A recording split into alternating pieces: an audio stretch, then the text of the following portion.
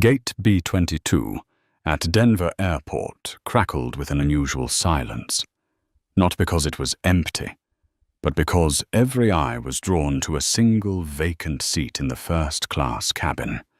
Seat 2A, the power seat, the seat for those who paid more than a month's salary just for 2 hours of comfort. Yet 2A remained empty, and that emptiness felt like a small tear waiting to be ripped wide open.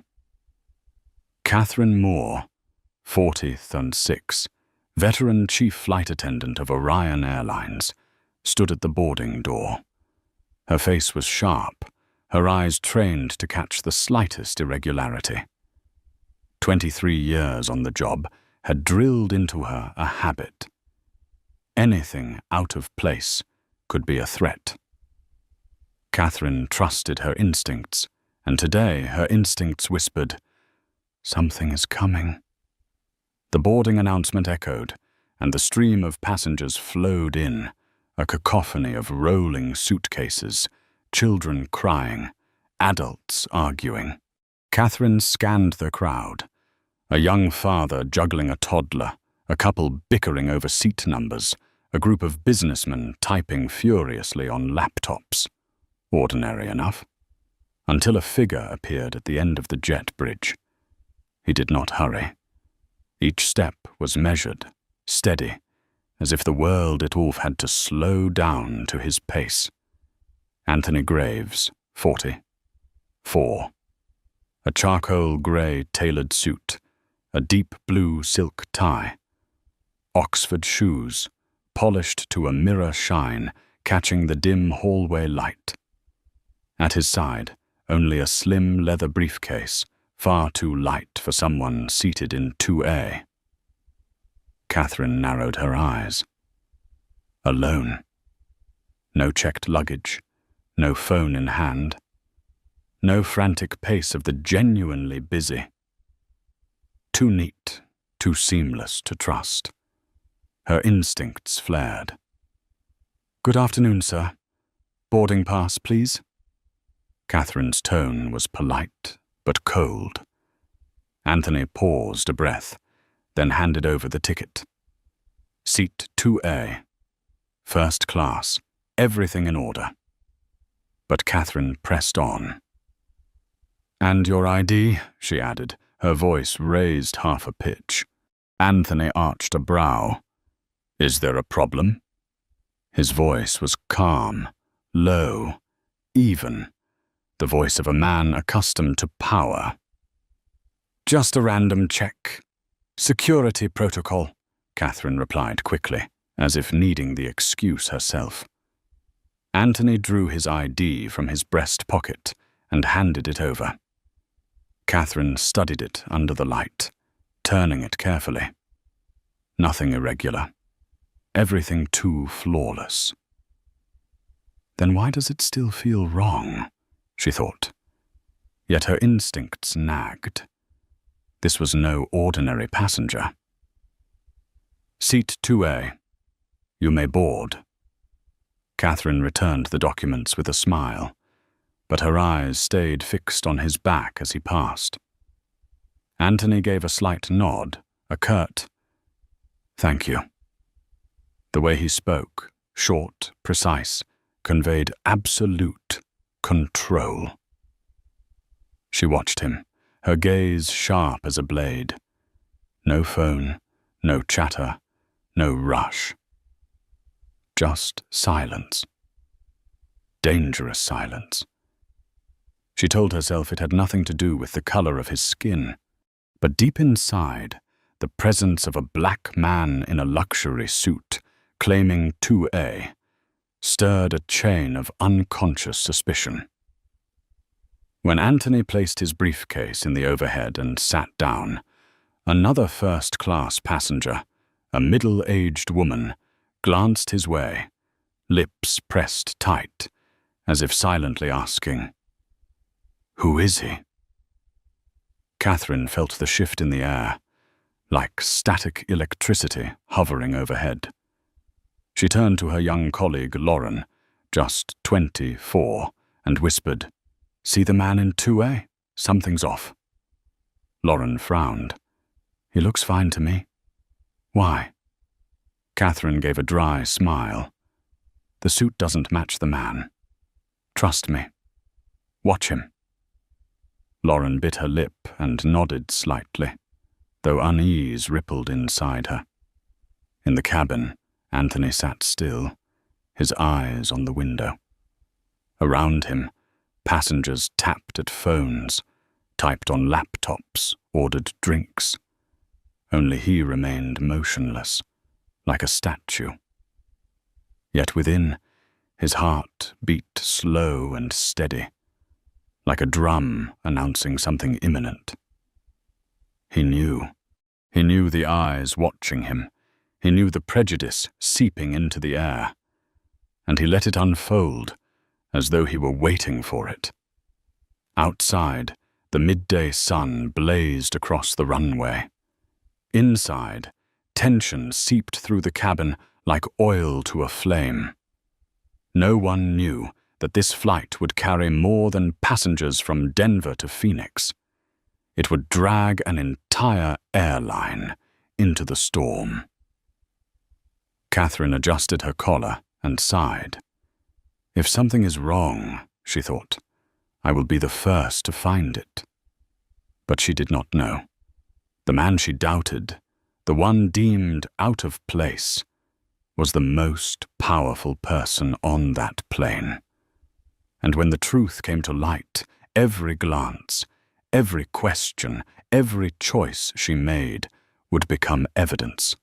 The clock ticked closer to 1:40 p.m. First class was nearly full, the cabin door closed, and the only sounds were the thud of suitcases being placed in the overhead and the sharp click of seatbelts locking into place. No one noticed that Catherine Moore's heartbeat was racing faster than usual. To her, seat 2A remained an unanswered question.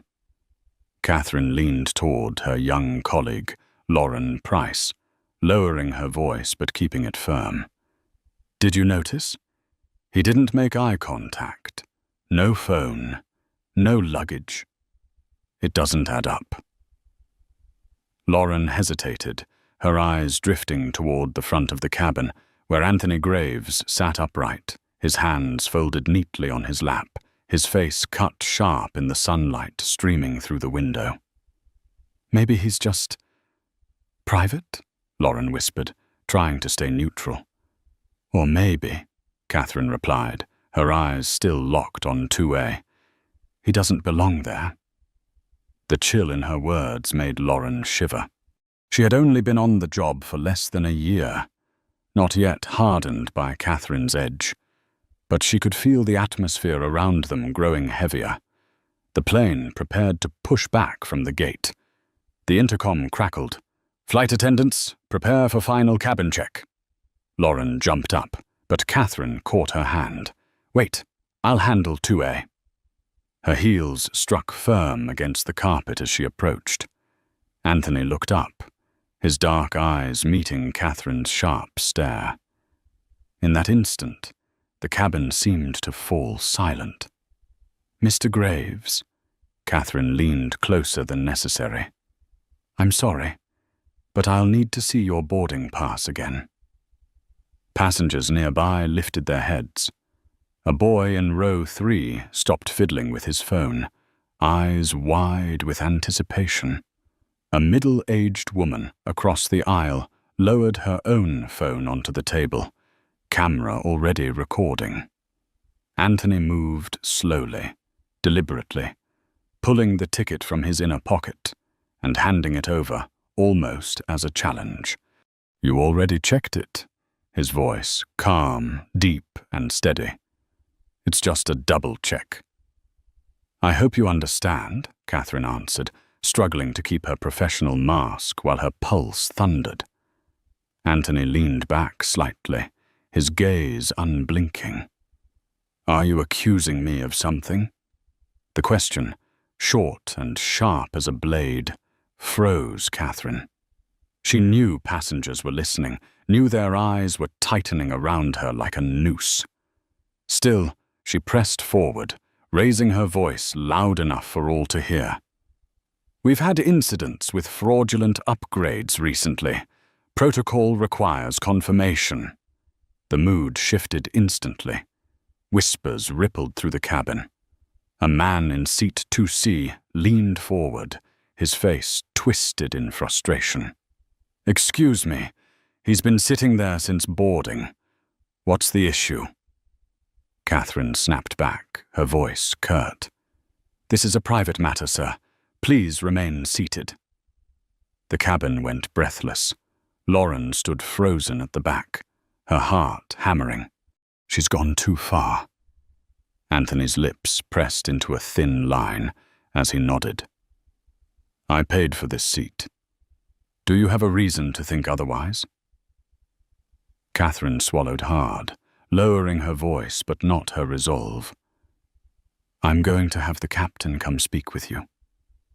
Anthony turned his eyes toward the window, watching sunlight flash across the wing, then back to Catherine.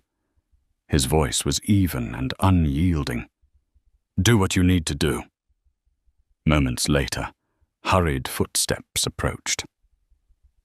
Captain Daniel O'Connor, 50. His face weathered by decades of flight, entered the cabin with Catherine at his side. Whispers spread, and phones rose quietly into the air, lenses fixed on the scene. Daniel bent toward Catherine, listening as she rushed through words like suspicious passenger and non-compliance. He nodded once, his face calm. But when his eyes fell on Anthony, a middle-aged black man, seated upright, hands folded neatly on his lap, gaze unflinching. Daniel felt an invisible weight press down on him.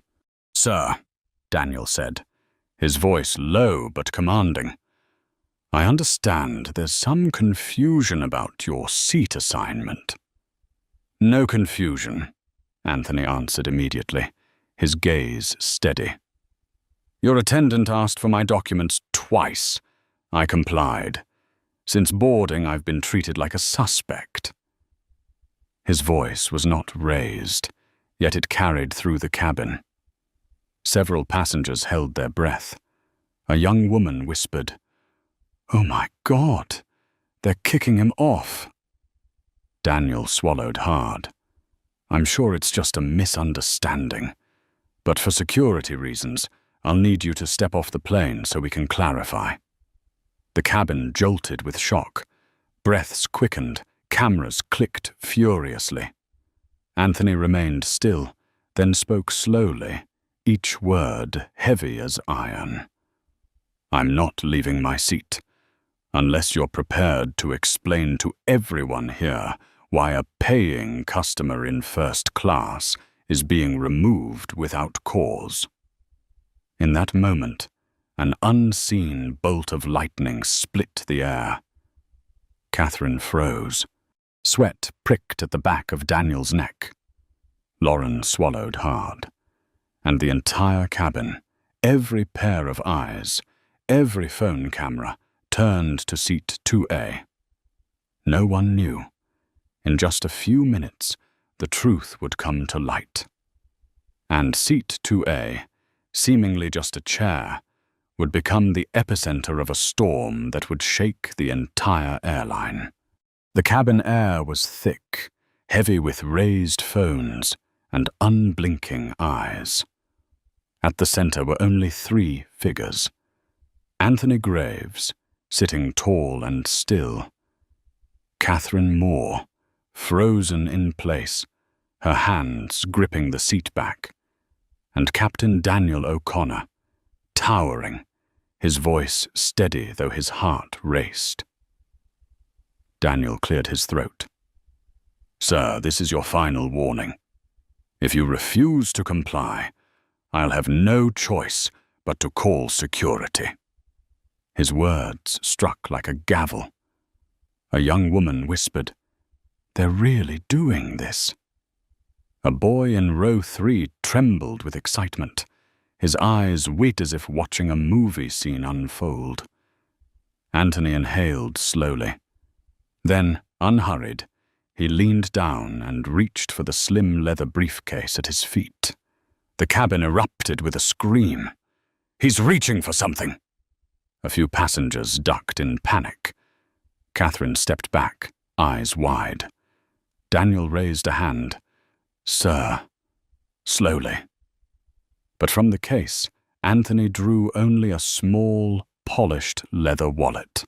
He opened it, slid out a silver embossed card, and placed it in the captain's hand. Daniel read it. His eyes flickered once, then again. His chest tightened as though gripped by an unseen hand. The words glinted under the cabin light. Anthony D. Graves, Chairman of the Board, Orion Airlines. Silence fell across the cabin, thick enough to swallow every sound. Catherine's lips parted, but no words came. Her mind went blank. Words like protocol and fraudulent upgrade collapsed into hollow nothingness. Daniel swallowed hard. Sweat trickled at his temple. Before him was no suspicious passenger. This was the most powerful man in the company. He hadn't just bought a ticket. He owned the seats, the plane, even the uniforms they wore. Anthony rose slowly, each movement in rhythm with the cabin's collective heartbeat. His voice was clear, steady, carrying across the silence without needing to rise. "I was here to observe, not to act. But I've seen enough." A ripple of voices surged through the cabin, spreading like wind over water. Passengers lifted their phones, recording him directly. A teenage boy blurted out, "Oh shit." Anthony's gaze swept across every face, witnesses to what had unfolded. His voice grew firmer. "What you all witnessed today is exactly why I'm here. In the past year alone, I've received 47 complaints of racial bias across our airline. 47. Many dismissed. Many buried. This flight was chosen deliberately as a test." Catherine whispered faintly, I didn't know." Anthony turned sharply, his eyes locking on her. "No, you didn't. And that's the problem." Daniel opened his mouth, ready to justify, but closed it again. All he could hear were the 3 words engraved on the silver card: Chairman of the Board. At the back, Lauren stood frozen, tears filling her eyes. She had never witnessed a moment strip the truth so bare. At the cabin door, a security officer stepped in, then halted as he saw the scene. No one would call them now. The truth had already escaped control. Anthony lowered himself back into seat 2A with calm precision. He took out a slim leather notebook, opened it, and began to write. Each stroke of his pen felt like recording a verdict against an entire system. On social media, live videos from the cabin surged past 100,000 views. Hashtags, hashtag flight 3472, hashtag flying, while black, hashtag Orion scandal shot to the top of the trending lists. Comments poured in. "Unbelievable. This is history. Justice in real time." Catherine stumbled back a step, her thoughts unraveling in chaos. She told herself she had only followed procedure, only wanted safety. But each excuse shattered in her head, echoing with the prejudice she could no longer deny. Anthony lifted his head, his voice low yet resounding. "This isn't about me. It's about what people like me face every day. And today, it was captured on camera, for the world to see." A shudder swept through the cabin. Passengers exchanged glances, realizing they were sitting inside a storm that would shake an entire airline. Daniel drew a long breath, then stepped back. He knew deep down this moment would haunt him forever. Catherine stood trembling, her hands shaking. For the first time in 23 years of flying, she was no longer in control of the situation. She had become the evidence, and seat 2A, once questioned as out of place, had become the center of a truth that could no longer be hidden. The murmurs spread through the cabin like fire racing across dry grass. Phones were no longer hidden, but held high, cameras fixed directly on Catherine's face, capturing every flicker of panic in her eyes. A few passengers whispered, "This is going viral right now."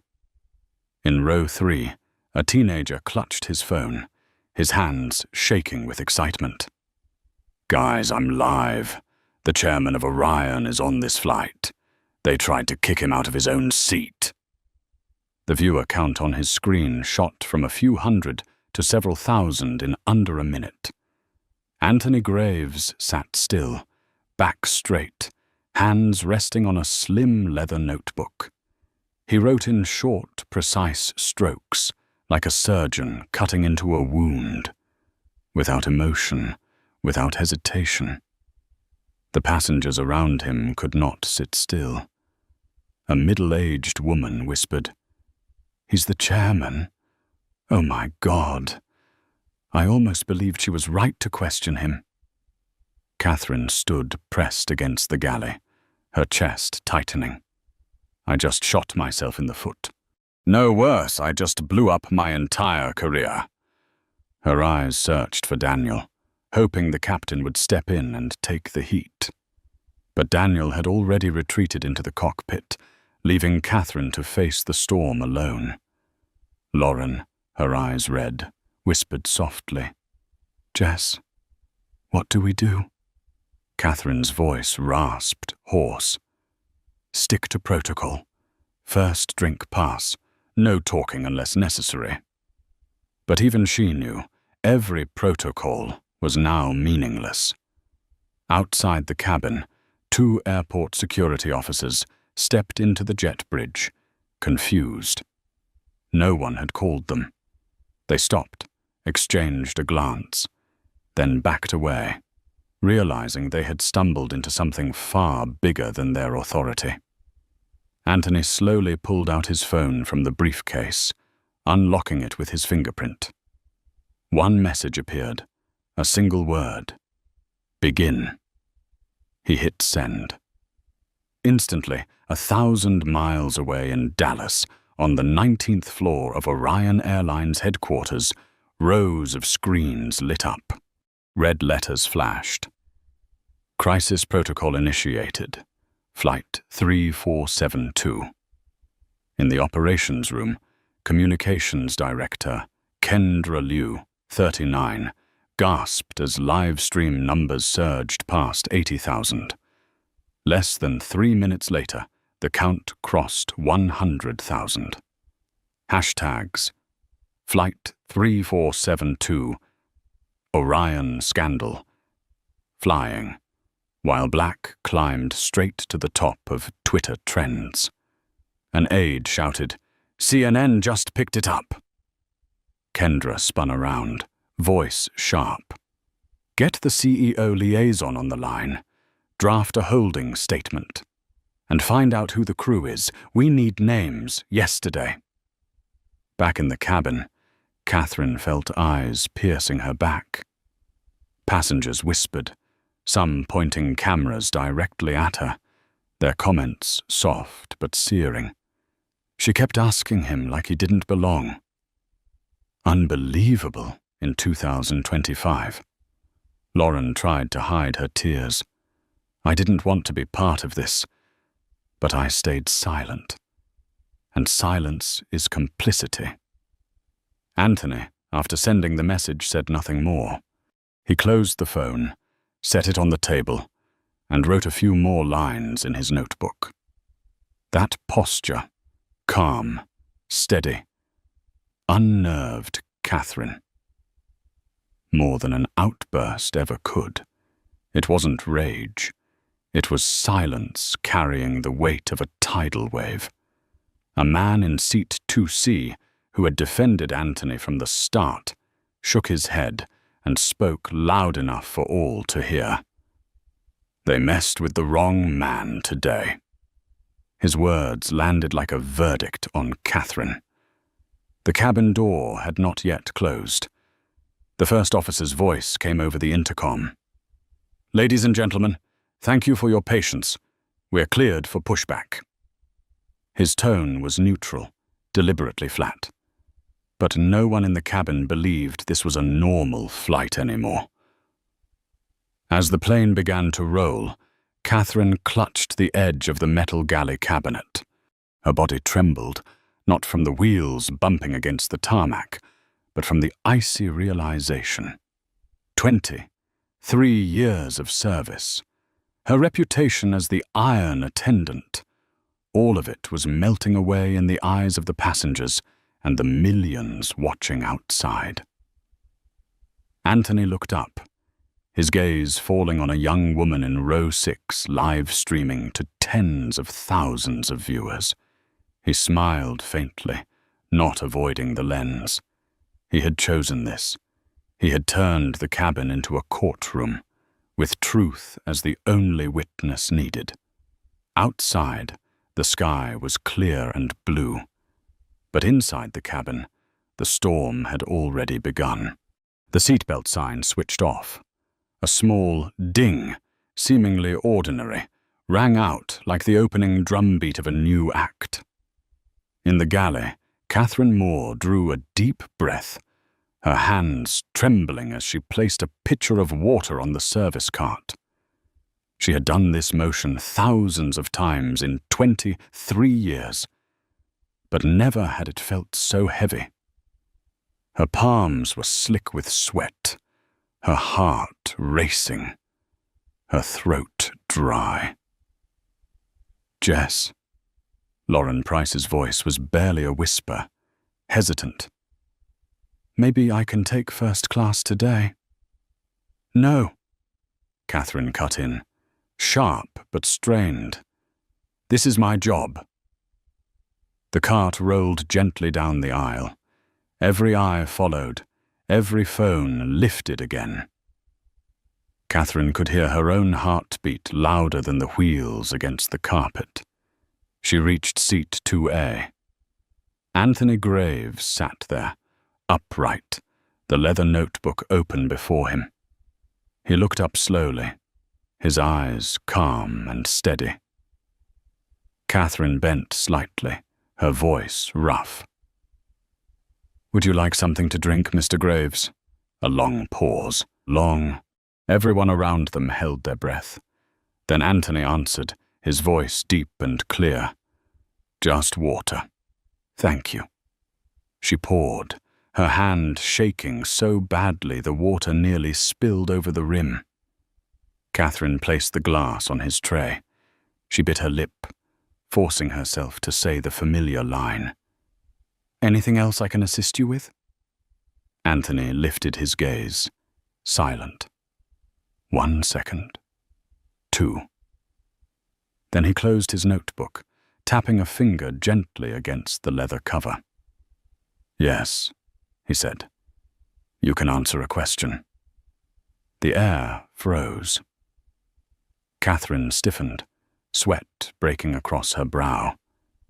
What question?" Her voice quivered. Anthony leaned slightly forward, his tone low but unwavering. "When you looked at me at the gate, what exactly did you see that made you think I didn't belong here?" The cabin fell into absolute silence. Only the distant hum of the engines remained. Catherine opened her mouth, then closed it again. Her tongue felt like sandpaper. In her mind crowded all the safe answers. Protocol, random check, standard security. But his eyes cut through every excuse. I she stammered, her breath unsteady. Anthony waited, patient yet unrelenting. Catherine swallowed hard. Then the confession burst out, raw and ugly. "I thought you looked out of place."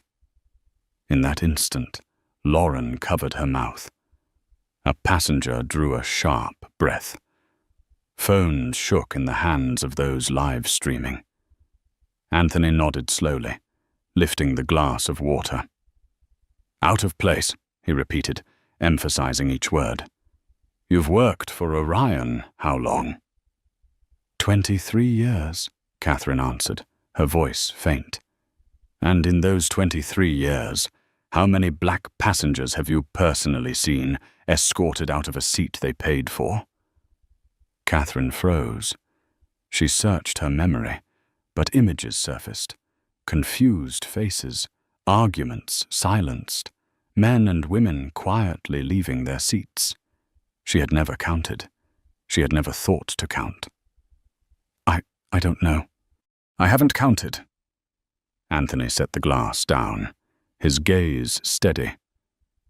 "Maybe you should start." The words landed like a verdict, no gavel, no courtroom required. They were not only for Catherine, but for the entire cabin, and for the hundreds of thousands watching through their screens. Catherine turned away, her cheeks burning, her hands gripping the cart handle. Every eye followed her back as she pushed the cart forward, slowly, like someone carrying guilt. Behind her, Lauren wiped away tears. If I were in her place, would I have done any different? Or would I have stayed silent, just the same? Anthony reopened his notebook. He wrote a short, sharp line in italic script. "Bias confirmed." In the cockpit, Daniel O'Connor spoke tensely on a secure line to headquarters in Dallas. "You don't understand. He presented himself as a regular passenger. No clearance, no heads up. How was I supposed to know?" On the other end, a woman's voice was cold, decisive. "Captain, the point was for you not to know." Daniel froze, his hand gripping the controls tight. A mix of betrayal and exposure coursed through him. He realized he too was part of the experiment Anthony had designed. In the cabin, eyes still locked on seat 2A. The man did not shout, did not rage. He simply sat, asked one question, and let others bury themselves in the weight of their own prejudice. Outside the window, the sky stretched clear and blue. But in the hearts of everyone on Flight 3472, storm clouds had already gathered. In the cockpit, the glow of the control panel lit the tense face of Captain Daniel O'Connor. He pressed his headset tight, his voice low but trembling. "You don't understand. He boarded like a regular passenger, no clearance, no heads up. How was I supposed to know?" On the other end, a woman's voice was cold, sharp, leaving no space for escape. "Captain, the point was for you not to know." Daniel froze. He leaned back in his seat, sweat beading on his temple. In 30 years of flying, he had always believed he controlled every situation, but this time, he was just a piece on a chessboard that had been set long before. In the cabin, Anthony Graves sat tall in seat 2A, still writing in his leather notebook. He did not need to speak much, did not need to give orders. With just a glance, with one question, he had turned the cabin into living proof of what he came to expose. Around him, passengers whispered. An older man nodded slightly. "He's exposing them, and we're all witnesses." "We're..." the teenager in row 3 shouted softly when his live stream crossed 50,000 viewers. Comments flooded his screen. This is history. Finally, accountability in real time. Fire the whole crew. Catherine Moore stood frozen in the galley, her chest heavy with regret. She repeated to herself, I was only doing my job. I was only following protocol. But the more she said it, the more hollow it sounded. The image of that embossed silver card haunted her. Chairman of the board. Lauren stepped closer, her eyes red. Jess, if this was a test, then we failed, didn't we? Catherine turned away, unable to meet her gaze. She knew Lauren was right, but hearing it out loud made her heart tighten. The plane jolted lightly through turbulence. The seatbelt sign dinged on, pulling everyone back to the moment. But no one was thinking of flight safety anymore. The cabin was now a silent courtroom, where Anthony was the witness, Catherine and Daniel were the accused, and the passengers were the jury. In Dallas, on the 19th floor of Orion Airlines headquarters, Communications Director Kendra Liu swiveled toward a wall of screens. One showed a live stream already past 120,000 viewers. Hashtag Flight 3472, climbing to number 1 nationwide. Get me the boardroom online. Now, Kendra ordered. An aide replied, his voice shaking. Ma'am, Mr. Graves just texted a single word. Begin. Kendra closed her eyes, inhaling deeply. She knew what it meant. When Anthony used that word, there was no turning back. This was no longer an incident. This was a campaign. In the cabin, Anthony set his pen down, closed his notebook, and turned to the man in seat 2C, the one who had defended him from the beginning. He handed him a small folded note. Would you mind passing this to the lady in 6B? The man nodded. The woman in 6B unfolded the paper, reading slowly. I appreciate your call. We're not done yet. Stay ready. She clenched the note, her eyes gleaming as if she had just received a secret command. Catherine saw it, her chest tightening. She realized Anthony was not just sitting silently. He was orchestrating everything, every step, every glance, every word. And the whole world was watching. In the cockpit, Daniel gripped the controls tight. The woman's voice still echoed in his headset. We've had a 40% increase in profiling complaints in 2 years. Most dismissed. Patterns don't lie. We needed to see how deep it runs. He flipped the switch, cutting the line, pulled off his headset, and buried his face in his hands. He had just been tested, and he had just exposed the truth. In the cabin, Anthony took a sip of water, his gaze sweeping across the passengers. He did not need to shout, did not need to slam his hand down. Through calm composure alone, he had stripped bare an entire system. In that moment, everyone understood. This was no longer a Denver to Phoenix flight. This was a flight headed straight into the heart of a corporate crisis. Phone screens glowed across the cabin. Hands trembled with both outrage and excitement. Everyone wanted to be the first to stream a moment that would enter history. The teenager in row 3 shouted, 150,000! We're at 150K. The number of live viewers jumped by the second, accompanied by a flood of comments. This airline is finished. I can't believe this is happening in 2025. Fire her now!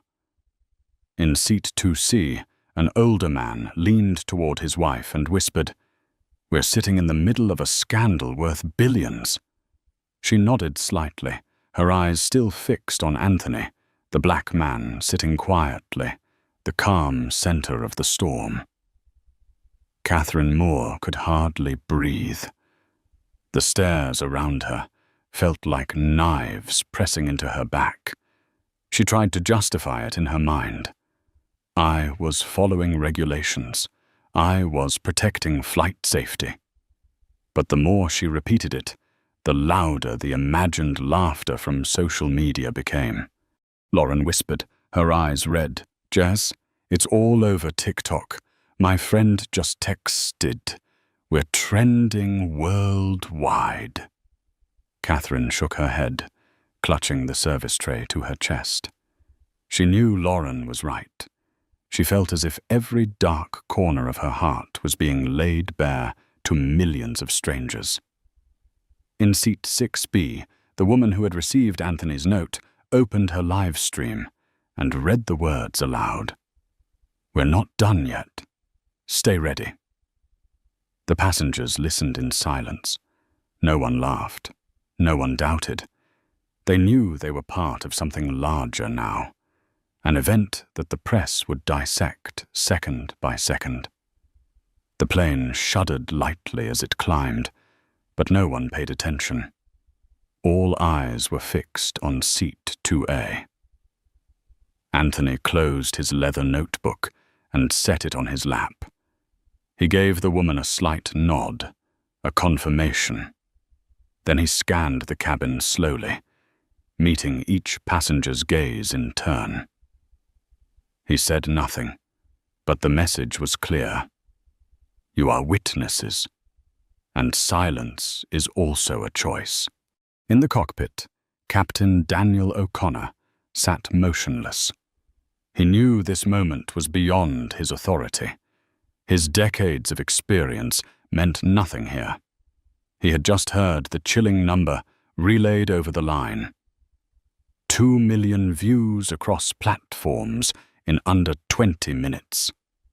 In Dallas, on the 19th floor of Orion Airlines headquarters, the crisis room was packed. Communications Director Kendra Liu pointed at the screens. "Every minute we stay silent, we lose another $1 million in reputation damage. Draft a holding statement now." A legal advisor objected. "If we admit too soon, we convict ourselves." Kendra slammed her hand on the table. "And if we delay, the internet convicts us anyway. Choose your poison." Beside her, a data engineer whispered, "Hat Orion scandal just hit #1 worldwide. Even non-English markets are picking it up." Kendra inhaled deeply. She knew this was no ordinary PR crisis. This was a revolution, broadcast live from the first-class cabin of their own airline. Back in the cabin, Catherine's throat was dry. She looked at Anthony, then at Lauren. Her lips trembled, wanting to form an apology, but the words stuck. Anything she said now would sound like an excuse. A passenger in the back raised his voice. "Mr. Graves, we support you." The words echoed through the cabin, followed by scattered applause. Lauren covered her mouth, eyes wet. Catherine retreated into the galley, her chest aching. 23 years, and she had become the face of the very worst. Anthony did not smile. He only nodded once, then unlocked his phone and typed a few short lines. No one saw the message, but when he pressed send, rows of LED lights in Dallas lit up. The hotline to the board of directors was triggered. As the plane leveled off, the intercom crackled. "Ladies and gentlemen, we thank you for your patience. We'll begin our service shortly." The monotone voice, flat and detached, sounded like a desperate attempt to hide what was already undeniable. This flight had been out of control for a long time. In seat 2A, Anthony folded his arms, his gaze steady and calm. He did not need to speak further. The world outside was already speaking for him. The service cart rolled quietly down the first-class aisle. The wheels hissed against the carpet, like they were dragging the weight of tension itself. Catherine Moore pushed it forward, her palms soaked with sweat. Passengers' eyes followed her every step. They no longer saw her as a seasoned chief attendant, but as someone standing before a tribunal, judged by millions watching through their screens. Lauren walked behind her, eyes red, whispering softly, "Jess, you don't have to do this." Catherine gripped the handle tight, answering with a shaky breath, "It's my job." She reached seat 2A. Anthony Graves sat there, back straight, the leather notebook closed neatly on his lap. Sunlight streamed through the window, casting his face in a calm but cutting glow. He looked up, his gaze sharp as a polished blade piercing straight through Catherine. "Would you like something to drink, Mr. Graves?" Catherine asked, her voice catching in her throat. Anthony did not answer immediately.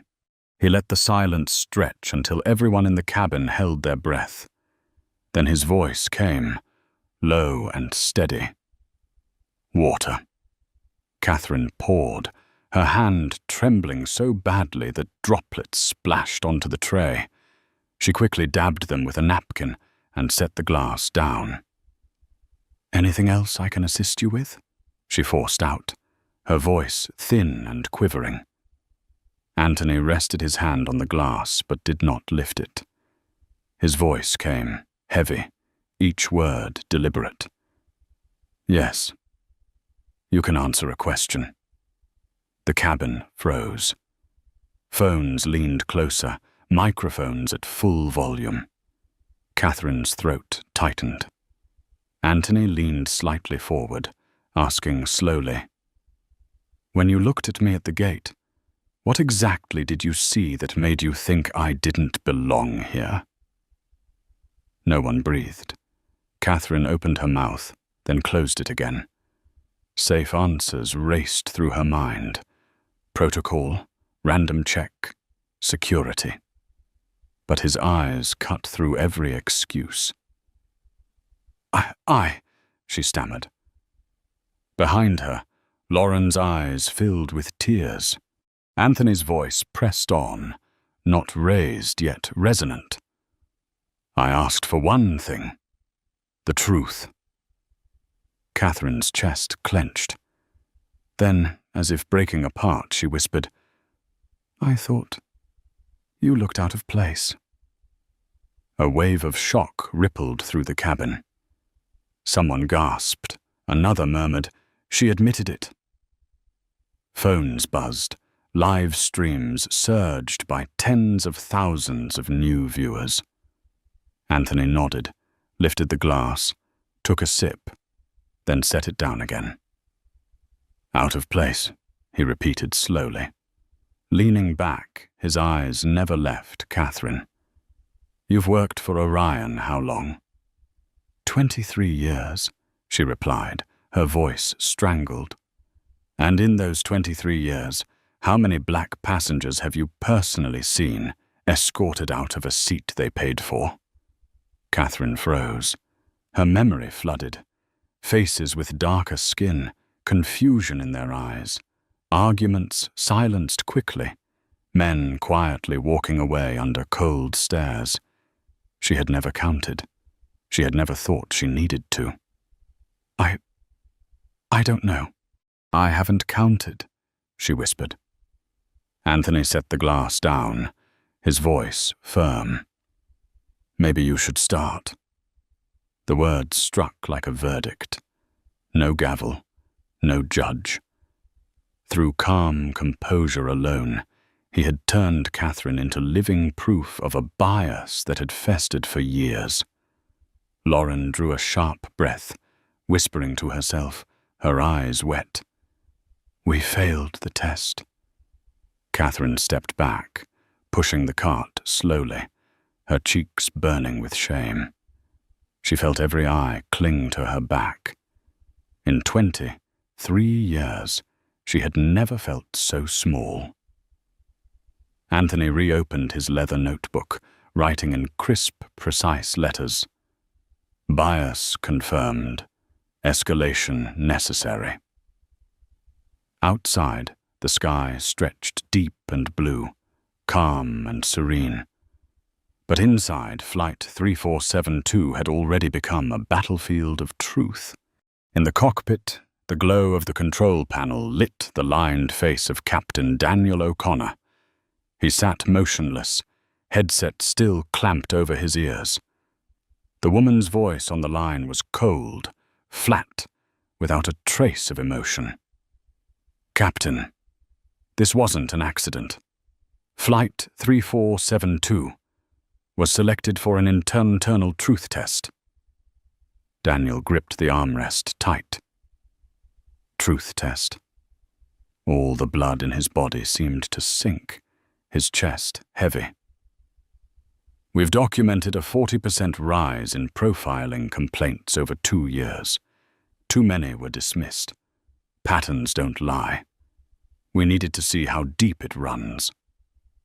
Daniel buried his face in his hands.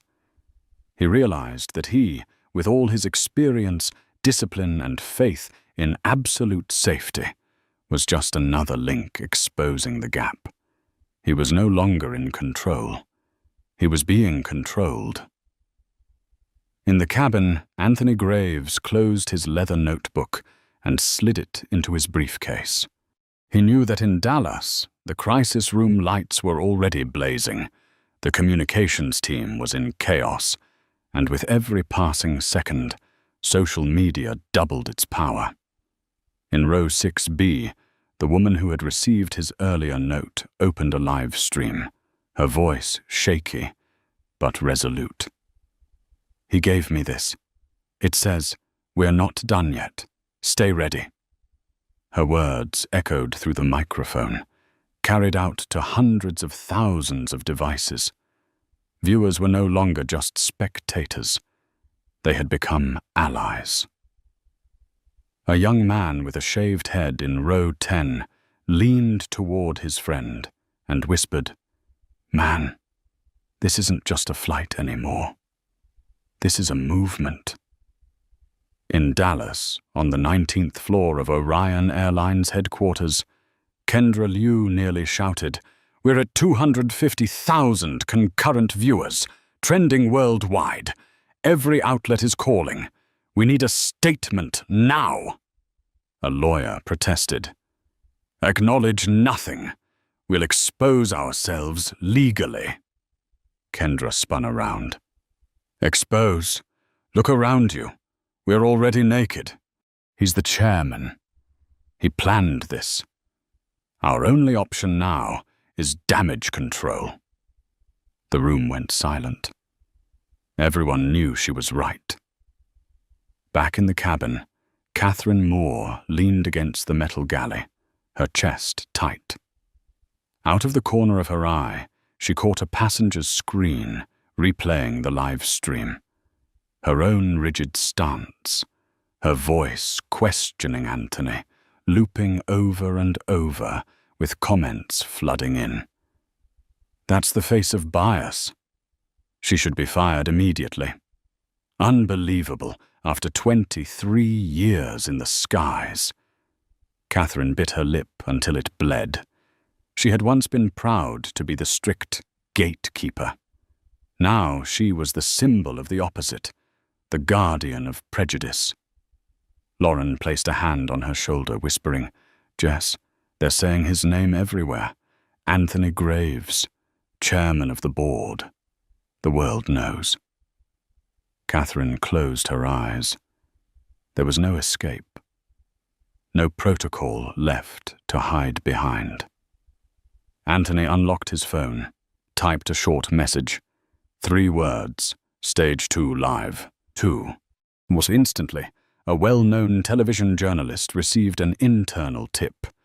Chairman Graves is on flight 3472. He's exposing racial bias in real time. The news spread like an electric shock. Within minutes, CNN, BBC, Al Jazeera all broke the story. Passengers in the cabin felt the shift. Phones buzzed non-stop, the Wi-Fi strained under the load. A young woman said loudly, "My cousin just texted. We're on every channel, every channel." Silence vanished. People talked, raged, even applauded Anthony. The scattered claps grew into rhythm, echoing through first class. Anthony did not smile, did not bow his head. He sat tall, his eyes deep, as if he had anticipated every second. He did not need to speak. The truth was speaking on its own. In the cockpit, Daniel opened his eyes and stared into the mirror. His face carried fear, not just for flight safety, but for something larger: honor, career, and the fate of an entire airline. He whispered to himself, This will destroy us. But in seat 2A, Anthony had already affirmed one thing. This was not destruction. This was the death of the old, to force the birth of something new. Outside, the sky was clear and blue, but inside Flight 3472, an earthquake was shaking an entire industry. The Phoenix sky opened like a giant silver mirror. Afternoon light shimmered on the airplane's wings, but inside the cabin, no one saw the brightness.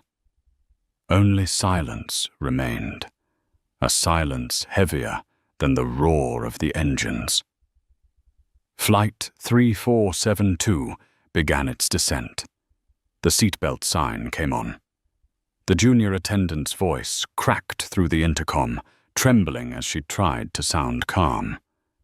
"Ladies and gentlemen, we'll be landing shortly in Phoenix. Please fasten your seatbelts and prepare for arrival." But no one moved. Passengers sat rigid, eyes fixed on seat 2A, where Anthony Graves remained motionless, his leather notebook folded neatly on his lap. His finger tapped a slow rhythm on the armrest, as if counting down to an unavoidable moment. In the galley, Catherine Moore leaned against the metal cabinet. Her hands shook with every bump of turbulence. Cold sweat soaked her uniform. She knew the moment the plane touched down would be the moment she faced the judgment of the world. Lauren looked at Catherine, her eyes wet with tears, whispering, "Jess, what's going to happen to us?" Catherine gave no answer. She stared at the void ahead, as though hoping silence itself could swallow the question. The wheels struck the runway, jolting the cabin. But no one cried out. Normally, landing was the time for sighs of relief, for laughter, for phone calls to family. Not this time. Only a frozen stillness, the waiting of people who knew they had just been witnesses to something much larger than themselves. The cabin door opened. Arizona desert heat rushed in. Passengers still did not rise. All eyes turned to 2A. Anthony stood slowly. He straightened his jacket, picked up his leather briefcase. His gaze swept across the faces around him, not angry, not arrogant, but sharp, heavy. Captain Daniel O'Connor stepped from the cockpit, his face pale. He stopped before Anthony, his voice low. "There's a car waiting for you at gate A3, sir. And the crew, we've been ordered to stay for debriefing." Anthony nodded slightly. "Good." He turned to the passengers. Phones rose again. He did not look away. His voice rang steady, not loud, but each word cut the air. "Thank you for your patience today. Some of you may not understand what happened. Others may understand all too well. Either way, I encourage you to reflect, because change doesn't happen in silence, and this plane has been far too silent for far too long. A scattering of applause broke out at the back, then spreaded forward. Not wild cheering, but a heavy, weighted sound, the sound of people realizing they had witnessed a turning point. Anthony did not bow, did not smile. He turned and walked out of the cabin, steady and unflinching, the walk of a man who had turned a 2-hour flight into a global public trial. In the galley, Catherine collapsed into a jump seat, her hands clutching her head. Lauren sat beside her, quietly crying. Daniel returned to the cockpit without looking at anyone, his words short and final. "Get ready. This isn't over." Moments later, the entire crew was escorted to the staff waiting room, where the pale glow of fluorescent lights fell like the glare of an interrogation room. A group of officials in dark suits entered, tablets in hand, eyes cold. One of them spoke. "This is no longer an internal matter. The FAA and the EEOC have already requested full documentation of Flight 3472. Effective immediately, supervisory employees on this flight are suspended pending review." Catherine's legs nearly gave way. All those years of dedication, all the pride in upholding standards, had turned to ash in just a few hours. Outside, Anthony stepped into a waiting black car. Before the door closed, he glanced toward the terminal's glass wall, where dozens of television cameras stood ready. He knew this was only the beginning. The real conversation, one that would reach every corner of Orion Airlines, was about to start. Flight 3472 had landed, but the storm it unleashed had only just taken flight.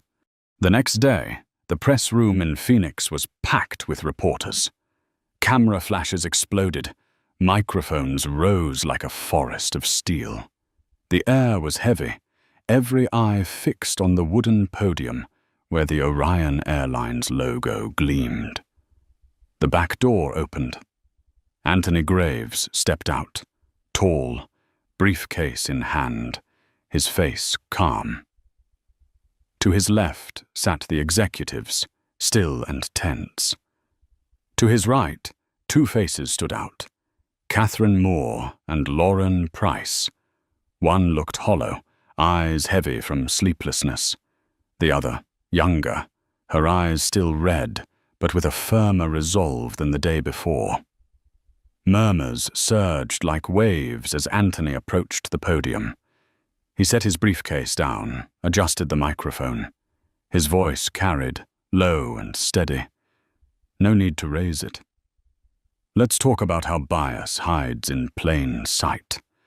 Let's talk about who we trust to welcome us aboard. And let's talk about what happens when silence protects the wrong people. The room fell still. Fingers stilled on keyboards. Every microphone seemed to tilt toward him. Anthony paused, his gaze cutting across to Catherine. She bowed her head slightly, hands clenched tight. Lauren, sitting beside her, placed a hand on her knee as if to remind her. The time had come. Catherine rose and walked to the second microphone. Her voice trembled, but each word struck like a blade cutting into herself. "I humiliated a man who outranks me in every sense, and I did it because of a bias I didn't want to admit I had. But I see it now, and I won't look away again." Gasps rose in the hall. Cameras zoomed in on Catherine's face. Red eyes, trembling lips. Capturing the moment when a woman once known as the strict gatekeeper turned herself into living proof of a rotting system. Applause broke out, at first scattered, then swelling, not because Catherine was forgiven, but because the admission itself was necessary, painful, and real. Anthony gave a small nod. He did not clap, did not smile. He only returned to the microphone, closing with a call. This isn't about one flight or one crew. It's about an industry, a system, and a culture. Change doesn't happen in silence. And yesterday we all saw what silence can cost. His words struck like a bell. In the days that followed, the clip of Catherine's public apology reached over 27 million views. Reactions were split. Half called her brave for owning it, half shouted too little too late. But whether praise or condemnation, no one could deny it. The events of Flight 3472 had become a turning point. Anthony declined every offer of exclusive interviews, turned down even multi-million-dollar book deals. He left only one line. "I've said enough. Let others speak." And indeed, people began to speak. Passengers recounted what they witnessed in the cabin. Airline employees debated openly about bias and silent complicity. The media called it the storm from Missit 2A. Catherine became the face of error. But instead of vanishing, she joined a new training program, launched by Anthony himself, the Equal Culture Initiative. She moved from auditoriums to classrooms, telling the story of the worst day of her career, the day that made her the symbol of what she once denied. Lauren, with the sincerity and courage of youth, walked beside her. She did not claim innocence. She admitted she had stayed silent, and that her silence also caused harm. A year later, at Orion's global conference, Catherine unexpectedly stepped onto the stage. No script, no notes. Her voice was low, steady. "I don't expect applause. I expect memory, accountability, not just for what we did, but for what we allow. Every day we step on a plane, we make choices about who we see and who we don't. I stopped pretending I was above bias, and that's when I finally started to change." Applause thundered, not for full forgiveness, but for the truth. Anthony stood backstage, his eyes shining.